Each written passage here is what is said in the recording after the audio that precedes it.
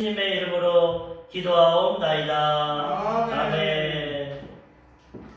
저는 오늘 본문 말씀을 가지고 성찬식에 관한 문제라는 제목으로 말씀의 은혜를 나누고자 합니다. 고린도 교회를 통해서 여러 가지 문제에 대해서 알아보고 있는데 오늘은 또 특별히 성찬에 대해서 사도 바울이 다루고 있습니다. 성찬은 너무나 우리 개신교, 개혁교회라고 합니다. 구교는 카톨릭이고 거기서 종교개혁을 통해서 우리 신교, 개신교가 나왔는데 이 개신교에서는 너무 중요한 예식입니다. 그 카톨릭은 모든 것이 예식 중심으로 되어 있습니다. 미사라고 해서 아름다운 제사, 예식 중심으로 하나님을 섬기지만 우리는 오직 말씀 중심으로 하나님 말씀에 순종하고 말씀을 통해 깨닫고 말씀 중심의 예배를 드리는데 그 가운데 행하는 것이 성찬식과 세례식입니다. 이 두 가지는 우리도 행합니다. 왜? 너무나 의미가 있고 또 특별히 이거는 예수님이 가르쳐 주시는 거예요. 사람이 만든 것이 아니라. 아까도 우리 본문 말씀 읽었지만 예수님 잡히시던 밤에 6월절 날 예수님 이제 고난당하시기 전에 이 성찬식을 행하심으로 그 성찬에 있는 하나님의 사랑과 은혜를 우리에게 깨닫게 해주셨습니다. 빵을 떼어서 주시면서 내 살이다. 포도주를 주시면서 내 피다. 이걸 먹으면 영원한 생명이다. 내가 오늘 이 밤에 잡혀서 몸을 찢고 피를 흘려 너희를 구원한다. 너희 죄 가운데 너희가 다 심판당하고 죽어야 되는데 내가 6월절 어린 양이 되어서 온 인류를 위해 죄를 지고 대표해서 내가 죽는다. 그러니까 너희가 이 살과 피를 먹고 내가 예수님 때문에 용서받고 영원한 생명이 내 안에 들어오는구나. 주님이 내 안에 내가 주님 안에 이제는 하나님과 동행하며 살아가는구나. 이것을 깨닫고 기념하라고 이 성찬 예식을 허락해 주셨다는 거예요. 너무나 귀합니다. 세례식도 마찬가지입니다. 예수 믿으면 거듭나고 구원받습니다. 마음으로 믿어 의에 이르고 입술로 시인해서 구원받습니다. 근데 구원받았다는 표현을 하나님 앞에, 마귀 앞에, 사람들 앞에 행하는 게 침례식입니다. 나 물속에 들어가서 죄된 옛사람은 죽고 예수님과 함께 부활해서 이제 새로운 사람으로 태어났다. 나 예수 믿고 침례받고 거듭난 하나님의 백성이다. 이것을 보여주는 겁니다. 이것도 예수님이 본을 보여주셨어요. 세례 요한에게 침례 요한에게 가서 나에게 세례를 베풀어. 어떻게 내가 당신에게 침례를 베풉니까? 당신 신발끈도 못 만집니다. 난 종교역할도 할 수 없습니다. 예수님께서 하나님의 뜻을 위해서 해라. 왜? 내가 이걸 행함으로 내 백성이 침례를 할 수 있게, 이 은혜를 받을 수 있게. 그래서 우리 기독교는 오직 말씀 중심으로, 성경 중심으로 신앙생활을 하지만 두 가지 예식을 행합니다. 성찬식과 세례식. 그만큼 중요한 겁니다. 그러므로 우리가 이 성찬식에 갈 때 그 예수님의 은혜와 사랑을 깨닫고 겸손한 자세로 감사한 마음으로 이것을 행해야 됩니다. 그런데 오늘 보면 고린도 교회는 그렇게 행하지 않았어요.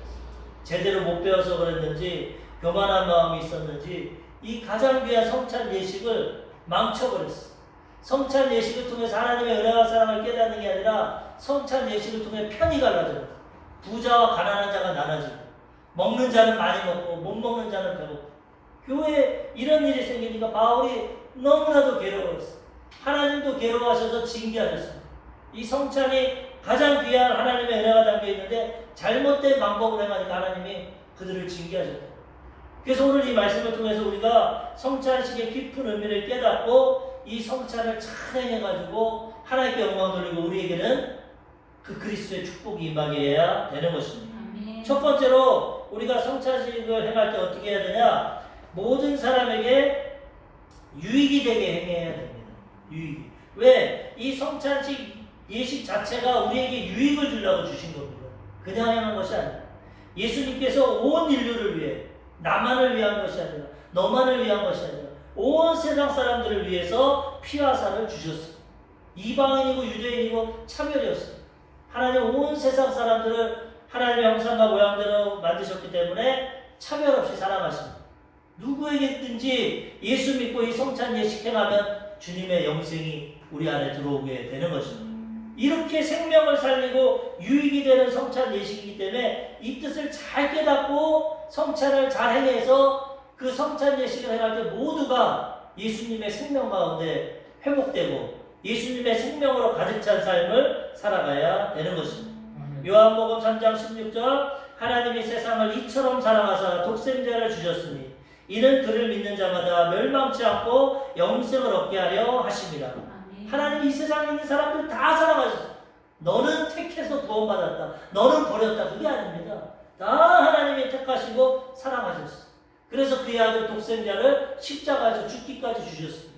그냥 주신 게 아니라 몸짓고 피 흘려서 오늘 성찬 예식처럼 구약에 보면 유월절 어린 양이 죽임을 당한 것처럼 그걸 주셔가지고 이제는 어떻게 됩니까? 믿기만 하면 멸망치 않고 영생을 주시는 거예요. 행위로 구원받는 게 아닙니다. 예수님의 공로로 죄의 대가는 사망인데 예수님이 십자가에서 대신 죽어주심으로 믿기만 하면 내 죄, 과거의 죄, 현재의 죄, 미래의 죄가 십자가에서 용서받고 영생을 얻게 주셨다는 거예요. 이게 성찬의 의미입니다. 그러므로 이 성찬을 통해서 온 인류를 하나님이 구원하시는데 우리가 이 귀한 의미를 깨닫고 성찬을 통해서 나만 배부르고 나만 먹고 마시고 나만 영생을 얻는 것이 아니라 주변 사람에게도 나눠주고 주변 사람들과 함께 이 의미를 나누고 귀한 예식을 통해서 유익이 돼야지 이것을 잘못 행하게 되면은 효과도 없고 도리어 하나님 앞에 징계를 받게 된다는 것입니다. 성찬의 의식을 잘 깨달아야 됩니다. 예수님이 우리를 위해 죽으시고 부활하시는데 그 의미를 잘 알려주셨습니다. 요한복음 6장 33절에 보면은 하나님의 떡은 하늘에서 내려 세상에 생명을 주는 것이니라. 6장 51절에 나는 하늘에서 내려온 살아있는 떡이니 사람이 이 떡을 먹으면 영생하리라. 내가 줄 떡은 곧 세상에 생명을 위한 내 살이니라 하시니라. 뭐라고 합니까? 하늘에서 떡이 내려왔는데 나라고 그랬어요. 예수님이 떡이라서 내가 살아있는 떡인데 이 떡을 먹으면 영생한다. 이것은 무엇이냐? 내 살이라고 말했어요. 예수님이 십자가에서 아까도 말씀드렸지만 피를 흘려서 살을 찢어서 죄의 대가를 치르시고 피를 흘려서 죄의 대가를 치르셨으므로 그걸 믿고 그것을 상징하는 성찬, 예수님의 살과 피를 의미하는 떡과 포도주를 마시면 영생이 임하게 된다는 것입니다. 요한복음 6장 54절과 58절에도 보면은 내 살을 먹고 내 피를 마시는 자는 영생을 가졌고 마지막 날에 내가 그를 다시 살리리니 이것은 하늘에서 내려온 떡이니 조상들이 먹고도 죽은 것과 같이 아니하여 이 떡을 먹는 자는 영원히 살리라. 예수님의 살 때문에 피 때문에 우리가 영생을 갖고 영원히 살아가게 된다는 것입니다. 얼마나 귀합니까? 사람이 온 천하를 얻고도 생명 이름은 끝인데 예수님 때문에 영생을 얻게 됐다는 그거를 생각하고 기념하는 게 성찬입니다. 그냥 이 의미를 모르면 교회에서 떡을 주는구나, 빵을 주는구나, 교회에서도 술을 주네, 포도주를 주네, 이러면 아무런 효과가 없네. 예수님이 십자가에서 흘린 그 살이구나, 그 피구나, 이것 때문에 내가 용서받고 구원받았구나, 이거 먹으면 예수님의 생명이 나에게 임하는구나, 그것을 먹고 마시는 자는 그 예수님의 생명 때문에 우리가 영생을 누리며 살아가게 되는 것입니다. 이 귀한 것을 잘못 행했다는 고린도 교회. 어떻게 잘못 행했습니까? 고린도 교회 고린도전서 11장 17절에 보니까 내가 명하는 이 일에 너희를 칭찬하지 아니하나니 이는 너희의 모임이 유익이 못되고 도리어 해로움이라. 성찬을 통해서 영생을 얻고 유익이 돼야 되는데 유익이 못하고 해롭게 됐어. 왜? 성찬 예식을 잘못 행했어. 심지어 어떻게 됩니까? 많은 사람이 죽었어. 성찬에 징계를 받았어. 어떤 사람은 병이 들었어. 그런 어려움까지. 생명을 살리는 성찬이 잘못된 이기심으로 행했기 때문에 도리어 병이 오고 죽음이 다가왔다. 그러니 우리가 정신 바싹 차리고 분별하고 성찬을 잘 해야 된다는 것입니다. 고린도전서 11장 21절에서 22절에도 보면은 이는 먹을 때에 각각 자기의 만찬을 먼저 갖다 먹으므로 어떤 사람은 시장하고 어떤 사람은 취합니다. 너희가 먹고 마실 집이 없느냐? 너희가 하나님의 교회를 업신여기고 빈궁한 자들을 부끄럽게 하느냐?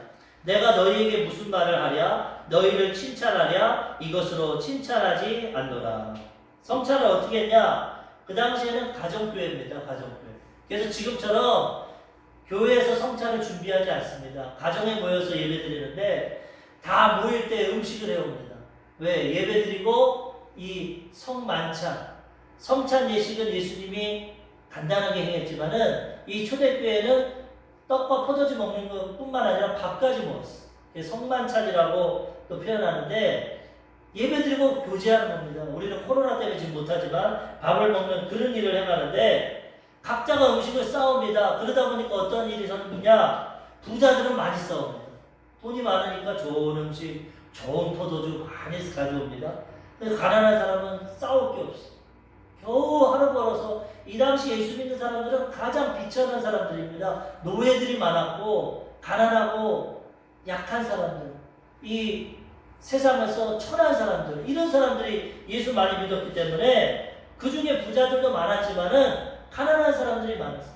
그러다 보니까 하루 벌어서 하루 먹고 생계를 유지하는데 가져올 게 없어, 가져올 게. 그럼 교회가 당연히 어떻게 됩니까? 있는 자가 없는 자에게 나눠줘야지. 그래서 사랑을 베풀고 그걸 먹어야 유익하지. 그런데 그렇지 않았다는 거예요.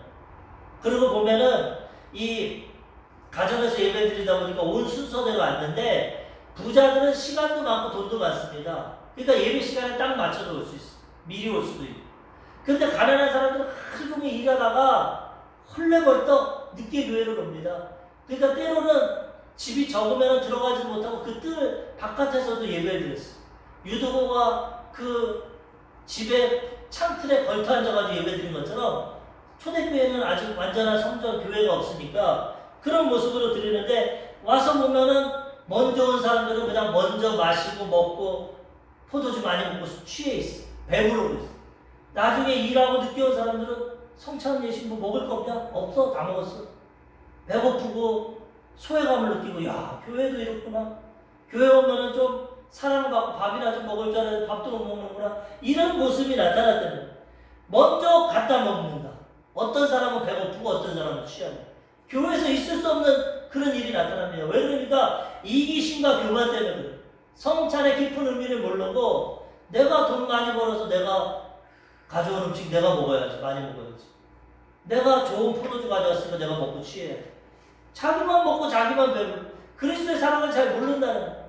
주님은 우리를 위해서 몸과 살을 주셨는데 우리는 하나님이 주신 그 물질을 가지고 나누고 베푸고 가난하고 연약한 자들 도와주는 것이 아니라 자기 배만 채우고 있으니까 얼마나 이게 하나님 보시기에 잘못된 겁니까?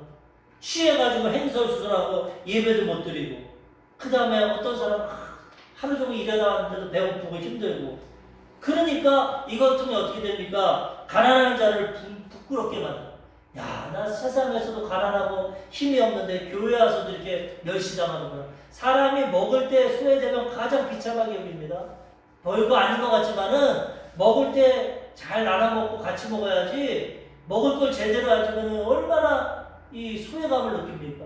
어떤 목사님 설교 들어보니까 이 목사님이 어렸을 때 가정이 어려워져가지고 작은아버지 남의 집살이를 했어. 눈칫밥을. 그런데 거기서 밥을 먹으면 그 할머니가 자기 손주들이 이쁘니까 밥상에 반찬을 차려놨음에도 불구하고 이 목사님 남의 집살이 하는 목사님 앞에 있는 반찬을 자꾸 자기 손주들에게 갖다 놔. 먹으라고. 그게 그렇게 상처가 됐대요. 그렇지 않아도 지금 눈칫밥 먹고 있는데 보란듯이 반찬을 그냥 자기 앞에 있는 것도 다 손주들한테 갖다 놓으니까 얼마나 상처가 됐는데. 그래가지고 본인이 나중에 담임 목회자가 됐는데 신방을 가면은 부목사님이랑 부교육자랑 같이 가는데 성도들이 담임 목사님이 위주로 하다 보니까 자꾸 반찬을 앞에 나갔다 놔. 좋은 거. 그래가지고 절대 그렇게 하지 마라. 나는 이 먹는 거에 상처가 있다. 나 어렸을 때 눈칫밥 많이 먹었고 부목사님은 교육자가 아니냐. 왜 나한테만 이거 하지 마라. 그대로 놓고 그대로 먹자. 이 먹는 거에 상처 많이 받습니다. 사람들이. 그렇기 때문에 이 먹는 거를 동일하게 나누고 베풀고 균등하게 먹어요. 그래서 지금 교회에서는 성찬식 그대로 하는 겁니다. 빵 한쪽, 떡 한쪽 딱 나눠가지고. 원래는 큰 걸 갖고 띄워 먹어야 되는데 그러다 보니까 또 욕심 있는 사람은 많이 띄워 먹고 없는 사람은 조금. 그래서 교회에서 정확하게 떡과 포도주를 나눠서 1인분씩 주는 겁니다. 그 성찬의 의미를 기억하려고. 배부르려고 먹는 것도 아니고 술 취하려고 먹는 것도 아니고. 그리고 집에서 하라. 사도 바울이 말했어. 너희가 먹고 마실 집이 없느냐? 왜 하나님의 교회를 업신여기고 이런 일을 행하느냐? 너희가 많이 먹음으로 못 먹는 자는 부끄럽게 여겼고 그 다음에 상처를 받게 되고, 그 다음 너희는 막 술 취해서 예배도 못 드리고. 이거는 성찬의 의미가 아니라 정신 차리고 회개하고 하나님 앞에서 온전히 성찬을 행해야지 이 일에 대해서 너에게 칭찬하지 않는다고 경고하고 있는 것입니다. 그러면 우리들도 이 성찬 예식 행할 때 하나님의 그 은혜와 사랑을 깊이 깨닫고, 지금은 교회에서 준비해서 올바르지만 그 내용이 중요하다는 겁니다. 성찬뿐만 아니라 말 한마디라도 행동 한마디라도 오는 성도들에게 은혜를 주고 기쁨을 주고 소망을 줘야지, 자꾸 말 한마디 행동 한마디로 상처를 주고 아픔을 주면 안 된다는 거예요. 주님은 우리를 구원하라고 죽기까지 희생하셨는데 오기만 하면 너 어디서 오늘 또 그런 옷을 입었냐? 야, 너 오늘 이렇게 머리 스타일이 왜 그러냐? 너 오늘 화장이 너무 진하다. 아무 말 아닌 것 같지만 상대방에게 상처가 받는 거야. 그런 것조차도 조심하고 배려하는 게 성찬의 의미입니다. 예수님이 죽기까지 희생해서 우리를 살린 것처럼 너희도 너희 받은 것, 가진 것, 그걸 가지고 이웃을 사랑하고 이웃에게 용기와 희망을 주고, 아, 나 저 교회만 가면은 사랑받고 칭찬받고 기쁘다 이래야지. 교회 오기만 하면 너 또 죄졌지. 너 일주일 동안 뭐 했어? 너 세상에서 뭐 했어? 이번 주에 너 기도 안 했지? 말씀 몇 절 읽었어? 이런 식으로 상처를 주고 율법적으로 비판을 주고 고통을 주면 안 된다는 겁니다. 성찬의 의미를 안다면 내가 가지고 있는 거, 먹을 것도 좀 나눠주고, 아까처럼 자기만 먹지 말고 좋은 것도 있으면 옷도 좀 나눠주고, 얼마나 좋습니까? 이번에 우리 고 장사나 우리 권사님 개인적으로 이모님이지만은 돌아가시면서 유산을 많이 내겠어요. 우리 어머니가 그 옷 입었는데 얼마나 기뻐하는지 몰라. 그거를 우리 안수 집사님이 다 비싼 돈 들여서 드라이까지 해가지고 주니까 그냥 트렁크에 가득 차.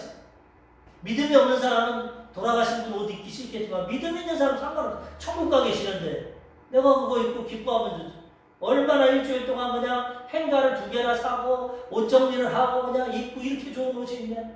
이렇게 죽어서도 좋은 건 나누는 게 그리스도의 사랑입니다. 나만 배부르고 나만 옷 입고 나만 채우는 게 아니라 주님께 영생을 받았으니까 말 한마디라도 내가 가진 거 밥 한 톨이라도 뭐 좋은 거 하나라도 옷이라도 나눠 입고 베푸는 게 그리스도의 사랑이지. 주님의 살과 피를 대한다면서 부자들은 가져와가지고 지 것만 다 먹고 배부르고 술 취하고, 가난한 자는 쫄쫄 굶고 먹을 것도 없고, 이거는 교회의 모습이 아니고 그리스도의 사랑의 정신이 아니기 때문에 성찬도 그렇게 행하는 것뿐만 아니라 우리가 매사에 교회 올 때는 좋은 말, 위로의 말, 칭찬의 말. 사람들은 세상에서 다 상처받고 옵니다. 이 세상이 얼마나 험하고 힘듭니까? 다 괴롭고 힘들고 상처받고 일주일에 교회 오는데 오면은 밝은 모습으로 말 한마디라도 주고 칭찬이라도 해주고 좋은 거 있으면 음식도 좀 나눠주고 좋은 옷도 있으면 또 한 벌 나눠 입고, 이런 게 그리스도의 사랑이지, 이기적으로 나만 영생을 얻고 나만 복 받고 잘 산다, 이것은 올바른 자세가 아니라는 거예요. 성찬을 통해서 성찬 예식을 행하는 것뿐만 아니라 이런 믿음의 자세를 가져요. 내 말 한마디 때문에 상처받을까? 내 말 한마디 때문에 소망이 있을까? 이런 자세로 있는 것, 하나님 주신 것을 나누고 베풀며 살아가야 된다는 것입니다. 그것이 진정한 성찬의 의미라는 거죠. 구약에 보면은 이 성찬 예식을 유월절 행사로 나타냅니다. 그 그림자예요. 앞으로 예수님이 어린 양이 돼서 우리를 위해 죽을 것을 벌써 구약 출애굽 시대에 나타내고 있어요. 430년 동안 종됐습니다. 애굽에서 종살이. 종살이가 얼마나 힘듭니까? 우리 예수 믿기 전에 마귀에게 종살이했어요. 죄 가운데, 가난과 저주 가운데, 질병 가운데, 죽음 가운데 종살이했어요. 근데 하나님의 때가 되니까 하나님이 모세를 부르고 그를 출애굽시킵니다. 마귀를 상징하는 바로에게서 10가지 재앙을 내리시고 주님이 출애굽시키는데 마지막 재앙이 뭡니까? 장자를 다 죽이는 거예요. 하나님께서. 그래서 그 죽음의 사자가 내려오는데 이스라엘 백성들에게는 어떻게 합니까? 하나님께서 어린 양을 잡아요. 어린 양을 잡고 그 어린 양을 잡아서 죽인 다음에, 각을 떠서 죽인 다음에 피를 문설주와 임방에 발라요. 집 앞에. 이 피가 어린 양의 피를 의미하는 거예요. 그리고 어린 양의 그 살과 이 어린 양의 이 몸을 불로 태워가지고 온 가족이 먹어요. 나만 먹는 게 아닙니다. 온 가족이 분량대로 먹는 겁니다. 그래서 그 살을 먹고 피를 바를 때 어떻게 되냐? 그 저녁에 죽음의 사자가 그 집을 넘어가는 거예요. 바로의 아들부터 감옥에 있는 아들, 짐승의 첫 번째 새끼가 다 죽습니다. 애굽에. 애굽에 있는 재앙, 죽음의 재앙을 피할 수가 없어. 다 죽는데 오직 어린 양을 먹고 피를 바른 사람만 살았어. 이게 신약의 예표입니다. 예수님 믿고 그 피를 바르면 우리는 죽지 않고 영생을 얻게 된다는 거예요. 죽음의 사자가 넘어가게 된다는 거예요. 이 의미를 깨닫고 성찬이 우리에게 유익이 돼야지, 그걸 잘못해가지고 성찬 때문에 징계를 받고 고통받으면 안 된다는 것입니다. 출애굽기 12장 23절, 여호와께서 애굽 사람에게 재앙을 내리려고 지나가실 때 문 임방과 좌우 문설주의 피를 보시면 여호와께서 그 문을 넘으시고 멸하는 자에게 너희 집에 들어가서 너희를 치지 못하게 하실 것입니다. 다 죄 가운데 우리는 심판당해야 되는데, 여호와께서 어린 양의 피를 보면 어린 양을 먹은 자들은 죽이지 않고 재앙이 넘어갑니다. 6월절이 넘어간다는 거예요. 우린 다 죄짓고 불의합니다. 여기서 의로운 사람 하나도 없어. 다 죽을 수밖에 없는. 그런데 예수님의 살과 피 때문에 우리가 거기서 용서받고 구원받게 되었다는 거예요. 그 은혜와 사랑을 받은 우리가 그 은혜와 사랑을 나누며 살아가야 된다는 것입니다. 출애굽기 12장 27절, 너희는 이르기를 이는 여호와의 유월절 제사라. 여호와께서 애굽 사람에게 재앙을 내리실 때 애굽에 있는 이스라엘 자손의 집을 넘으사 우리의 집을 구원하셨느니라 하라. 하매 백성이 머리 숙여 경배하니라. 모든 사람이 죽음의 재앙을 받아야 되는데 여호와께서 어린 양의 피와 살을 통해서 구원하셨다는 거예요. 우리에게도 이 예수님의 어린 양의 피와 살이 우리를 구원하고 영생을 허락해 주셨다는 거예요. 이것을 잘 깨닫고 이 성찬 예식을 해가면 그 효과가 나타나게 되는 것입니다. 6월절날 성찬 행위를 하고 이 6월절 행사를 치르고 이스라엘에게 어떤 복이 임하는 줄 압니까? 죽음에서 해방되는 복이 임합니다. 첫 번째, 죽지 않습니다. 두 번째로 병이 다 치료받습니다. 이 출애굽할 때 남자만 장정 60만 명, 남자만. 그럼 남자와 여자, 그 다음에 자녀들, 부모님들 하면은 만약에 3명만 곱하면은 180만 명. 그리고 4식구라고 하면은 240만 명. 240만 명이라는 숫자는 엄청난 숫자입니다. 근데 이들이 출애굽에 나갈 때 걸어서 나갑니다. 차를 타고 나가거나 말을 타고 나가거나 걸어서 나가는데 한 사람도 병이 들어서 누웠거나 못 나가는 사람이 없어. 모두가 이 6월절 어린 양을 먹고 치료받고 건강하게 걸어서 나간다. 성찬을 때릴 때 하나님의 치료가 임합니다.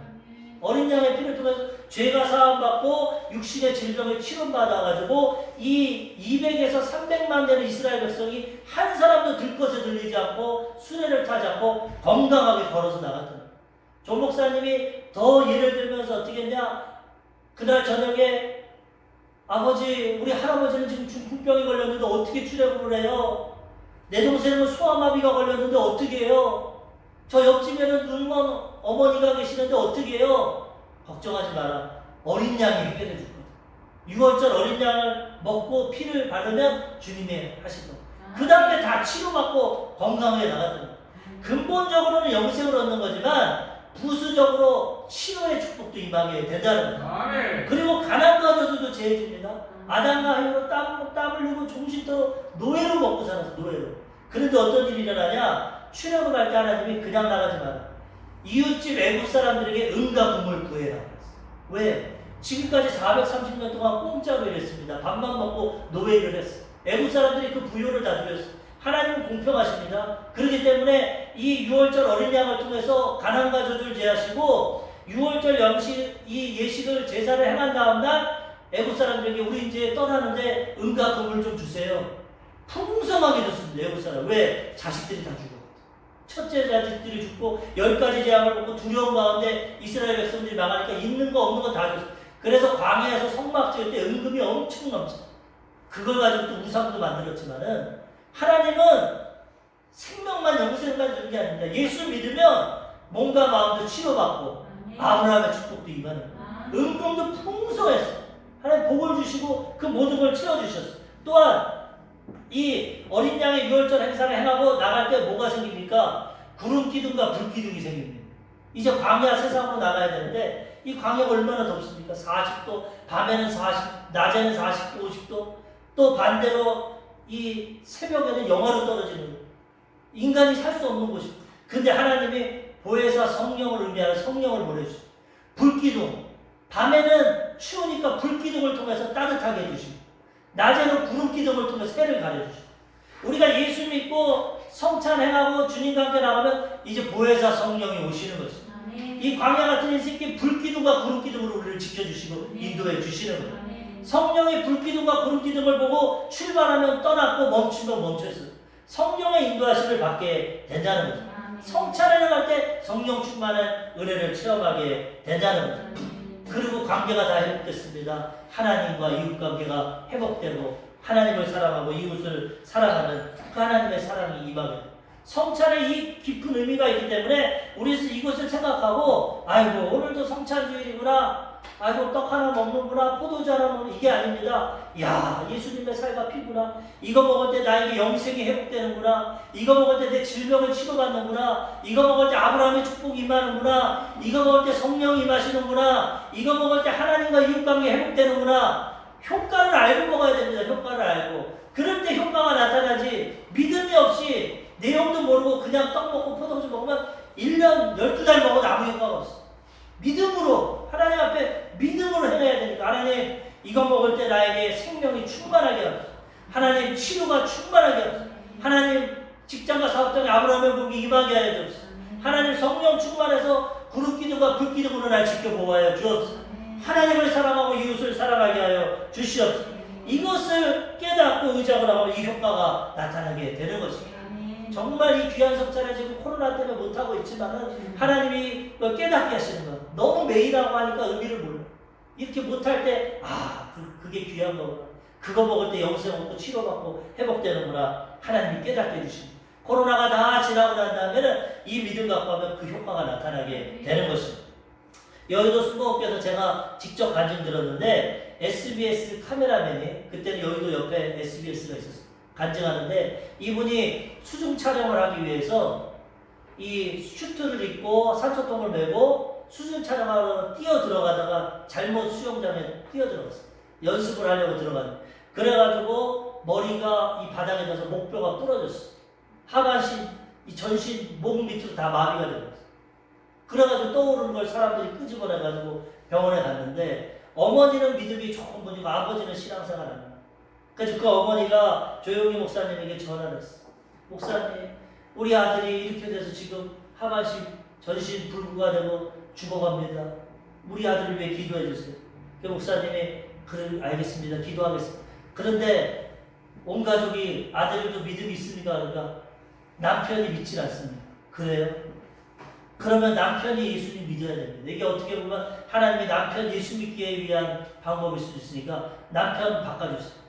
아드님 고치고 싶습니까? 아드님 살리고 싶습니까? 그럼 회개하고 예수님 믿으십시오. 그럼 하나님 도와주십시오. 아버지가 뭐 부모, 아들이 죽어가는데 그러고 아이고 믿겠습니다. 회개합니다. 그 자리에서 결신하고 믿고 구원받았어요. 그 다음에 간절히 목사님이 기도해 주신 다음에 다음 주에 성찬주일인데 어머니가 나오셔서 성찬 떡과 포도주를 갖고 가십시오. 병원으로. 그걸 가지고 가서 기도하고 아들에게 먹이십시오. 그럼 하나님이 치료해 줄 겁니다. 조 목사님이 이 내용을 확실히 하니까 그 어머님이 믿음으로 가져와서 그 성찬 포도주와 떡을 가지고 그걸 싸가지고 병원에 갔어. 간절히 기도하고 또 목사님한테 전화해서 동시에 기도받고 그 다음에 포도주와 떡을 먹고 그 다음날 치료받았어. 회복이 임하면서 건강하게 완전 기적 같은 일이, 하나님 죽은 자를 살리지 않습니다. 목뼈가 부러지고 신경이 끊어졌는데 전신 마비가 성찬을 먹고 믿음으로 행하니까 하나님이 기적적으로 치료해 주세요. 그 당시에 카메라 메고 촬영하는 거 보여주고 간증을 해요. 카메라가 얼마나 무거운데 하나님이 치료해 주셔가지고 회복돼가지고 그거 간증을 했어요. 저도 들었고 그 간증 많이 합니다.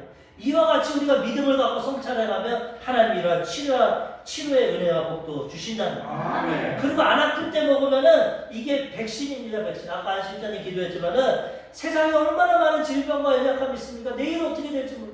근데 우리는 한 달에 한 번씩 구별해서 이 예수님의 살과 피를 먹을 때 예방접종하는 겁니다. 치료돼도 되고 이걸 먹어서 건강하게도 되고 병이 와도 이걸 받고 치료받고 얼마나 좋습니까? 이런 의미를 갖고 성찬을 행하되 이웃을 배려하고 남에게도 가르쳐주고 예수 믿는 신앙만 고백하면 누구든지 먹을 수 있어. 장로교는 철저합니다. 세례교회 침례교회는 아니면 못 먹게 합니다. 근데 우리는 믿음으로 거듭나면 먹을 수 있어요. 그렇기 때문에 이 효과를 나타내고 믿음으로 가면 우리에게 이렇게 유익하게 됩니다. 유익한 성찬을 행해야 되는 것입니다. 두 번째로 성찬의 의미는 예수님을 기념해야 됩니다. 예수님. 이거를 왜 자꾸 하냐? 예수님을 기념하는 거예요. 우리 부모님들이 돌아가시면 기일날 예배드리지 않습니까? 아, 부모님이 일평생 우리 길러주고 먹여주시고 참 감사했는데 천국에서 예배 보고 계시겠구나. 기념하고 예배드립니다. 우리도. 이와 같이 예수님이 이 귀한 사역, 몸과 살을 빚어서 우리에게 주셨는데 이것을 우리가 기념해야죠. 감사해야죠. 그래서 우리 순복음교회는 매달 첫째 주에는 성찬을 행합니다. 그러면서 예수님 나를 위해 살을 찢으셨구나. 예수님 나를 위해 피를 흘리셨구나. 이것 통해서 내가 영생을 받고 치료받구나. 그리고 감사하고 감격해서 하나님께 영광을 돌리는 거예요. 이게 온전한 성찬의 의미라는 거예요. 고린도전서 11장 23절에서 26절 바울이 가르쳐줍니다. 내가 너희에게 전한 것은 바울이 성찬을 가르쳐줬으니까 주께 받은 것이니 곧 주 예수께서 잡히시던 밤에 떡을 가지사 축사하시고 떼어 이르시되 이것은 너희를 위하는 내 몸이니 이것을 행하여 나를 기념하라 하시고 19에 또한 그와 같이 잔을 가지시고 이르시되 이 잔은 내 피로 세운 새 언약이니 이것을 행하여 마실 때마다 나를 기념하라 하셨습니다. 너희가 이 떡을 먹으며 이 잔을 마실 때마다 주의 죽으심을 그가 오실 때까지 전하는 것이니라. 이걸 먹고 감사하고 기념하고 그 다음에 이 복음을 전하는 겁니다. 죽어가는 영혼들에게, 병든 영혼들에게, 가난한 영혼들에게, 상처 입은 영혼들에게 예수 믿으면 예수님을 통해서 영생을 받고 치료받고 회복됩니다. 주님 오실 때까지 이 복음을 전하는 겁니다. 기념하고. 그럴 때 성찬의 효과가 나타나고 하나님이 기뻐하시는 거죠. 그래서 우리는 이 성찬을 통해서 하나님의 은혜와 사랑을 듬뿍 받고 이것을 가족에게, 이웃에게, 친척에게 먼저 기념하고 증거하는 삶을 살아가야 되는 것입니다. 마가복음 16장 15절에서 16절 또 이르시되 너희는 온 천하에 다니며 만민에게 복음을 전파하라. 믿고 세례를 받는 사람은 구원을 얻을 것이요 믿지 않는 사람은 정죄를 받으리라. 전번 시간에 말씀드린 것처럼 우리는 주님 말씀 순종만 하면 됩니다. 듣든지 안 듣든지는 어쩔 수 없어요. 그분의 자유의지를 갖고 하는 거예요. 우리는 최대한 겸손하고 사랑의 자세로 복음을 전파하면 됩니다. 믿고 세례를 받으면 구원을 받는 거고 안 믿고 안 받으면 정죄를 받는 거. 그거는 그분 탓이에요. 우리는 전하면 되는 것입니다. 디모데후서 4장 2절 너는 말씀을 전파하라. 때를 얻든지 못 얻든지 항상 힘쓰라. 범사의 오래 참음과 가르침으로 경책하며 경계하며 권하라. 우리는 이 성찬의 의식을 통해서 이 하나님의 은혜와 사랑을 전파하는 겁니다. 말씀. 때를 얻든지 못 얻든지 항상 전해서 그들에게 유익을 나타내요. 하루아침에 안 됩니다. 그래서 바울이 뭐라고 합니까? 범사의 오래 참음으로 가르쳐라. 예수 믿으라고 한 번 전한다고 믿습니까? 그렇지 않죠. 사랑을 실천하고 오랫동안 가르치고 경책하고 경계하고 말씀을 가르치면 어느 순간 그 말씀을 통해서 씨앗이 자라고 열매를 맺고 그 사람에도 그 말씀의 은혜가 임하게 되는 것입니다. 낙심하지 말고 좌절하지 말고 우리는 이 예수님의 은혜를 기념하고 복음을 전해야 되는 것입니다. 마지막 세 번째로 성찬을 행할 때 어떻게 되냐? 자기를 살피고 행해야 되는 것입니다. 지금 그 의미를 다 말씀드렸는데 그래도 우리는 날마다 죄짓고 연약합니다. 우리는 세상 사는 동안은 어쩔 수가 없어. 날마다 공기와 오염된 것이 우리를 더럽게 하듯이 우리 영혼이 아무리 회개하고 예배드리고 성령 충만해 나가도 세상에서 보는 거 듣는 거 행하는 게 다 죄입니다. 그렇기 때문에 특별히 성찬을 행할 때는 나 자신을 살피고 철저히 보혈로 회개하고 성찬식을 해야 돼요. 그래서 항상 성찬하기 전에는 통성기도를 먼저 합니다. 왜? 먼저 씻어요. 하나님, 난 죄인입니다. 오늘 거룩한 예수님의 살과 피를 대야 됩니다. 내 죄를 먼저 씻어 주옵소서. 정결케 하시고 이 성찬의 효과가 임하게 하여 주시죠. 날 살피고 해야지 세상에서 죄짓고 불의하고 할 것 다 하고 회개도 안 하고 그냥 와가지고 아유 오늘도 성찬이구나 떡 먹고 피 먹고 주님의 그 귀한 것을 회개도 안 하고 아무런 의식도 하지 못하고 함부로 행하게 되면 징계가 임합니다. 그래서 날 살피고 조심해야 됩니다. 고린도전서 11장 27절과 27절에서 29절 그러므로 누구든지 주의 떡이나 잔을 합당하지 않게 먹고 마시는 자는 주의 몸과 피에 대하여 죄를 짓는 것이라. 사람이 자기를 살피고 그 후에야 이 떡을 먹고 이 잔을 마실지니 주의 몸을 분별하지 못하고 먹고 마시는 자는 자기의 죄를 먹고 마시는 것입니다. 무서운 겁니다. 그래서 저는 예전에 제가 생각하기로 이번 주에는 내가 너무나 큰 죄를 짓고 잘못했다, 아직 회개를 못했다 그러면 그때 성찬 안 드렸어요. 겁이 나더라고요. 이 교육을 받았으니까 난 아직까지 마음에 꺼리낌 있고 내가 부끄러운데 이거 먹었다가 그 안 먹은 적도 없어요. 근데 그렇게 안 먹을 필요는 없고 철저히 회개하면 됩니다. 주님 앞에 회개하면 용서해 주시니까 하나님 내가 연약해서 이렇게 죄 졌는데 또 용서해 주세요. 나 예수님 귀한 살과 피를 대하고 싶어요. 보혈로 씻어주세요. 그러고 믿음으로 먹으면 되는 겁니다. 철저히 날 살피고 회개하고 먹어야 그 효과가 나타나고 하나님의 은혜가 임하는 거지. 그렇지 않고 하면 자기 죄를 먹고 마시는 거예요. 주님의 살을 범하는 거예요. 결과적으로 어떤 결과가 나타납니까? 고린도전서 11장 30절에서 32절 그러므로 너희 중에 약한 자와 병든 자가 많고 잠자는 자도 적지 아니하니 우리가 우리를 살펴봤으면 판단을 받지 아니하려니와 우리가 판단을 받는 것은 주께 징계를 받는 것이니 이는 우리로 세상과 함께 정죄함을 받지 않게 하려 하십니다. 하나님 사랑하시기 때문에 이 하나님의 성찬을 분별하지 못하고 장난으로 먹고 이기적으로 먹고 교만하게 회개도 하고 먹으니까 어떻게 됩니까? 약한 자, 도리어 먹으면 치료받고 회복돼야 되는데 약한 자와 병든 자와 심지어 죽은 자도 있어요. 잠자는 자가 많다. 고린도 교회에 이런 현상이 나타납니다. 우리를 살피고 회개했으면 먹으면 이렇게 되지 않는데 잘못하게 하니까 하나님의 징계가 임했다. 근데 32절에 뭐라고 하냐면 이 징계는 멸망하는 게 아니라 회개시키는 징계입니다. 세상 사람들은 하나님을 대적하고 믿지 않기 때문에 심판을 받는 징계를 받지만 하나님의 자녀들은 징계를 통해서 내가 잘못 성찰을 했구나, 내가 잘못 믿음 생활을 했구나, 회개하고 변화되어서 세상과 함께 정죄받지 않게 한다는 거예요. 할아버지가 손자가 예뻐서 다 예쁘다고 하지만 그러면 버릇이 없어집니다. 수영까지 상투까지 잤습니다. 하나님 믿을 때 하나님 우리를 사랑하지만 죄에 대해서 행하고 타협하는데도 하나님 가만 놔두면 우리는 악한 자가 됩니다. 아, 죄져도 다 용서하는구나. 이 세상 말종이 됩니다. 그렇기 때문에 하나님은 사랑하는 자녀들을 징계합니다. 왜? 징계를 통해서 회개하고 돌아옵니다. 그래서 우리는 깨닫고 징계받을 때 회개해야 됩니다. 아들들은 징계하십니다. 히브리서 12장 6절에서 8절 주께서 그 사랑하시는 자를 징계하시고 그가 받아들이시는 아들마다 채찍질하심이라 하였으니 너희가 참음은 징계를 받기 위함이라. 하나님이 아들과 같이 너희를 대우하시나니 어찌 아버지가 징계하지 않는 아들이 있으리요. 징계는 다 받는 것이거늘 너희에게 없으면 사생자여 친아들이 아니니라. 히브리서 기자는 징계받는 것이 아들의 증거랍니다. 예수 믿는데 아무 징계도 없고 형통하다? 그 잘못되고 버림받은 자식. 하나님 아버지가 우리가 완전하지 않기 때문에 예수 믿어도 때로는 채찍질합니다. 징계합니다. 왜? 올바른 길로 가라. 잘된 길로 믿음이 성장하라. 그래서 징계가 올 때 내가 버린 자식 아니구나. 날 사랑해서 깨닫게 하시는구나. 회개하고 돌이키라는 것입니다. 하나님 사랑해서도 징계하는 거지 버려서 징계하는 게 아닙니다. 하나님의 사랑을 깨닫고 징계받을 때 원망하고 왜 날 때리냐, 왜 나에게 이런 고통이 오냐 그러지 말고 회개하고 돌이켜야 된다는 것입니다. 히브리서 12장 10절에서 11절 그들은 잠시 자기의 뜻대로 우리를 징계하였거니와 오직 하나님은 우리의 유익을 위하여 그의 거룩하심에 참여하게 하시느니라. 무릇 징계가 당시에는 즐거워 보이지 않고 슬퍼 보이나 후에 그로 말미암아 연단받은 자들은 의와 평강의 열매를 맺느니라.